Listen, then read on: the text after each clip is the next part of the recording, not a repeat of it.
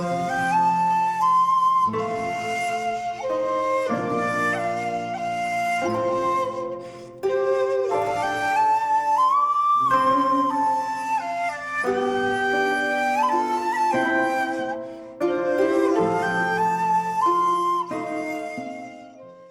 there, this is Solitary Ronin from Solitary Ronin Films, and welcome to another random review. And today's random review is fairly random.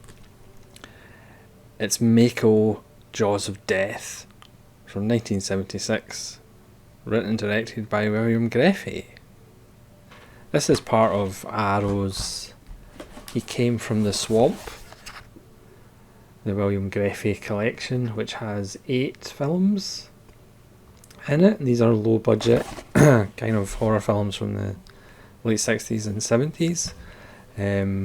Beautiful artwork. I've only watched 2 of them so far.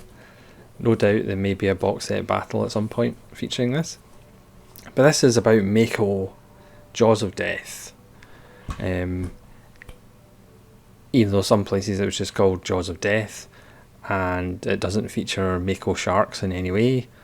All the sharks in the film are tiger sharks, and kind of small tiger sharks, because obviously Makos are fairly big sharks.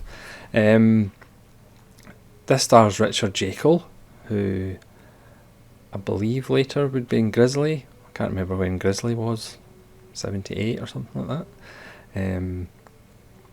You would say this is a Jaws rip-off, but according to Grefe, who does an introduction and a commentary in the film, he had thought of this before Jaws, maybe not before the book, but certainly before Spielberg's film.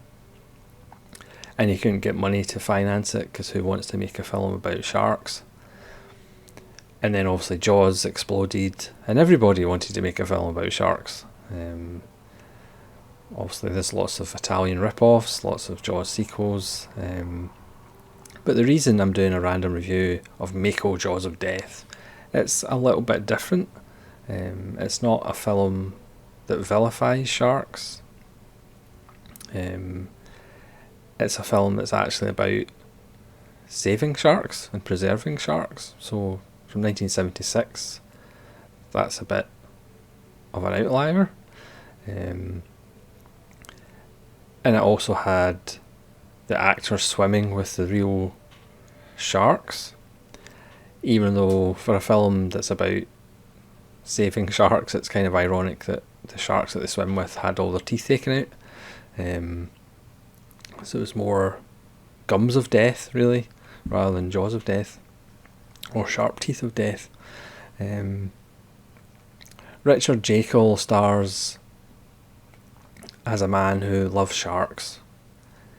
He had a nasty experience in the Philippines where he was saved by sharks, and he got this emblem from a wise man, and ever since then he's repaid the debt, or trying to repay the debt. So when he sees people exploiting sharks and killing sharks, he kills them. So it opens up with fishermen trying to catch a shark. Ricahrd Jaeckel's in with the shark, cuts the line, and then cuts the fishermen's throats and throws them into the water, so they disappear without a trace because the sharks eat them. He lives in a little hut in the swamp, or granted everything was shot in the Florida swamp, but and he's got a nice trap door where he can talk to his sharks under the water. It's such a great little performance by Jaeckel, who Grefe says was the most professional actor I ever worked with. He actually burst his head open like the first day of shooting, but came back after he got stitches to continue to work. And he kind of hangs out in a bar where there's a lady who swims in a tank,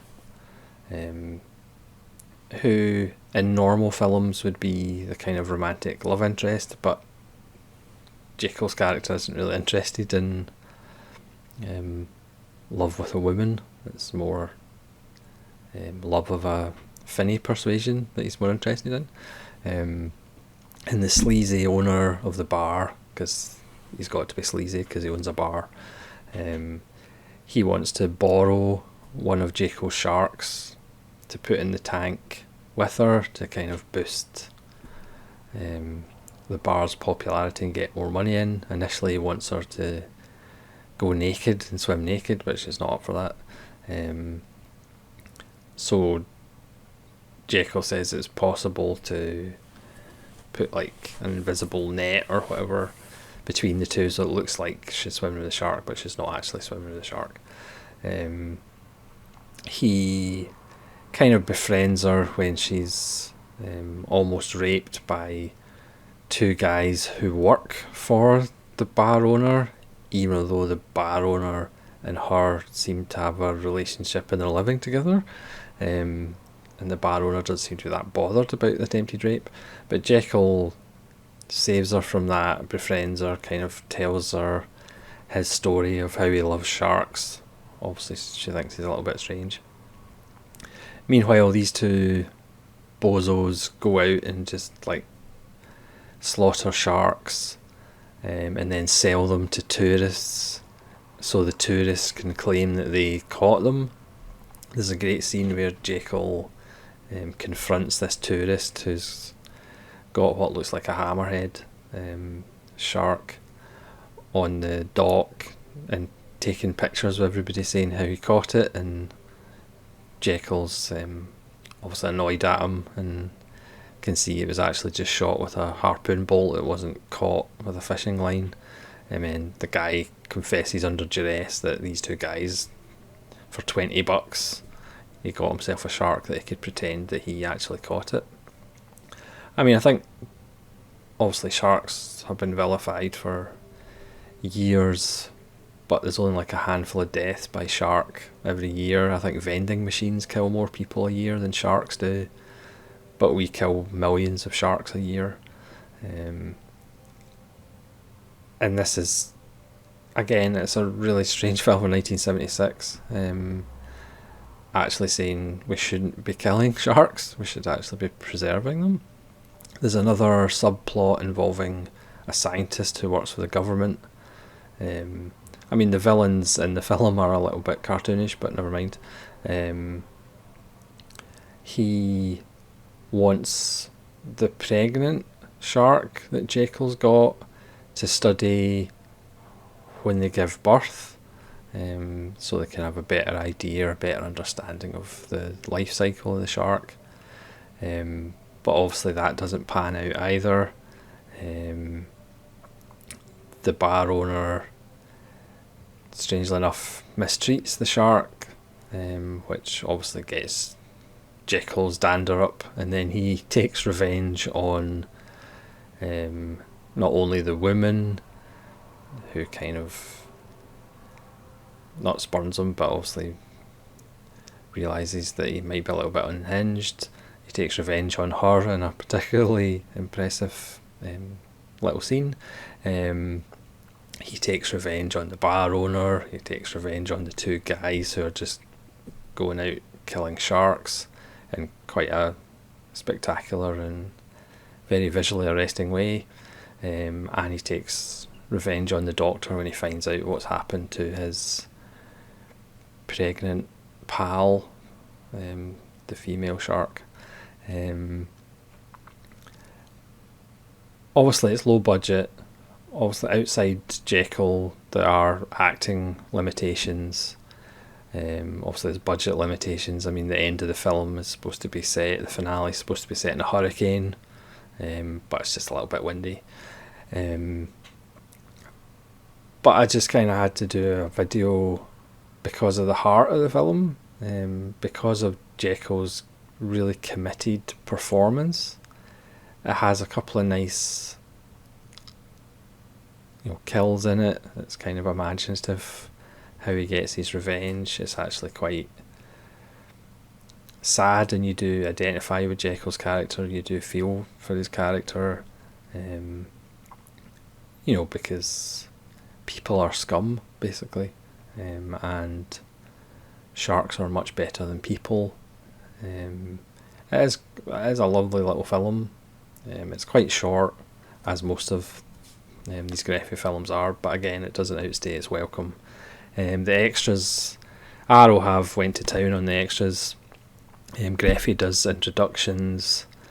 He does commentaries. There's a nice little beyond the movie, that Sharkploitation, which gives you the history of shark films and a little history of kind of animal on the loose, animal amok films, with Michael Gingold. There's an audio interview with Jennifer Bishop, who plays the swimmer in the bar, and there's also Shark Stalkers and Sasquatch, an interview with Mako writer Robert Morgan. So again, I'll probably be talking about this box set in the future, maybe in a box set battle. There's beautiful artwork, beautiful hardback book in it, and like I said, they've went to town on the extras with commentaries. Obviously Greffy's was still around when they're doing this, so there's commentaries and introductions.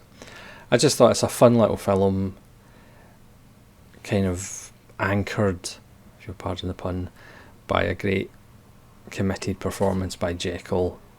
And again, if you, like me, believe that humans are a plague, and animals are much better, or in this case fish, then you should get some fun out of it. Don't expect huge budgets and high quality action, but the fact that the actors swim with real sharks, there's no CGI, obviously, it's 1976, there's no robotic mechanical sharks. Yes, they're tiger sharks, not Mako. Yes, they're hardly large sharks they're swimming with, but obviously if it was great white Jaws of Death and they were swimming with great whites, I think great whites would probably put up a bigger fight when they're trying to get their teeth pulled. So thanks very much for watching this very random review. That's why it's called Random Reviews. And hopefully you'll join me for more. This is Solitary Ronin saying stay out of the water, because there might be humans in it. And farewell.